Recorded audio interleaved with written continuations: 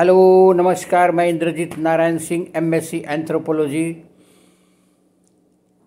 मैं विकिरण के अनेक रूपों के बारे में आपको बताया है और अब मैं बताने जा रहा हूँ विकिरण का एक अन्य रूप, नाभिकीय परीक्षणों से उत्पन्न विकिरण।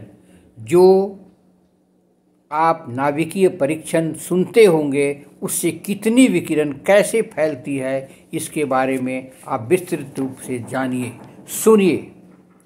नाभिकीय परीक्षणों से उत्पन्न विकिरण, इस संवर्ग के अंतर्गत वे मानव निर्मित विकिरण आते हैं जो नाभिकीय आयुधों के परीक्षणों से उत्पन्न होते हैं। नाभिकीय विस्फोटों से उत्पन्न रेडियो सक्रिय अवपात मानव जनसंख्या की कई प्रकार से नुकसान पहुंचाते हैं। इन परीक्षणों से कई सौ रेडियो न्यूक्लियोटाइड उत्पन्न होते हैं। इसमें केवल 4 ही महत्वपूर्ण हैं जो वर्तमान और भावी जनसंख्या के लिए चिंता का विषय है, जो आप सभी को जानना चाहिए। ये 4 कार्बन 14, अर्ध आयु 5 से 30 वर्ष तक, सीजियम अर्ध आयु 30 वर्ष, स्ट्रांसियम 90 अर्धवायु 30 वर्ष और टाइटियम अर्धवायु 12 वर्ष हैं। वास्तव में नाभिकीय परीक्षणों से उत्पन्न रेडियो न्यूक्लियोटाइड के कुछ उत्सर्जन का 2/3 भाग कार्बन 14 है। इसके अतिरिक्त अन्य 3 रेडियो न्यूक्लियोटाइडों की अर्ध आयु भी कम होती है। अतः केवल कार्बन 14 की सांद्रता हमारे लिए प्रमुख चिंता का विषय है।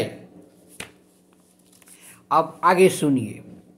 जब वायुमंडल में विस्फोट होता है तो रेडियो सक्रिय सामग्री वायुमंडल में बिखर जाता है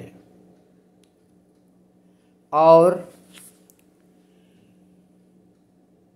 बम के आभास के अनुसार उत्पन्न रेडियो न्यूक्लियोटाइड क्षोभ मंडल में वर्षों तक बने रहते हैं। ऐसे सभी न्यूक्लियोटाइड वायुमंडल में आगे विघटित होकर भूमंडल पर रेडियो सक्रिय अवपात के रूप में फैल जाते हैं और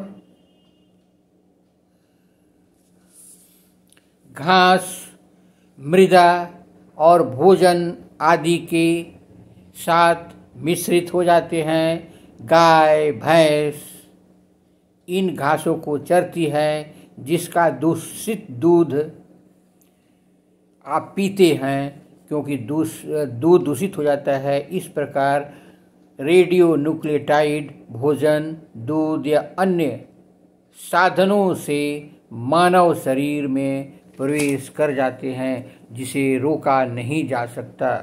अभी आपने नाभिकीय परीक्षणों से उत्पन्न विकिरण के बारे में सुना। अभी मैं अन्य विकिरण के बारे में पुनः बताऊंगा। तब तक आप मेरे चैनल को लाइक करें, सब्सक्राइब करें, बेल आइकन दबाएं। धन्यवाद। नमस्कार भाइयों और बहनों।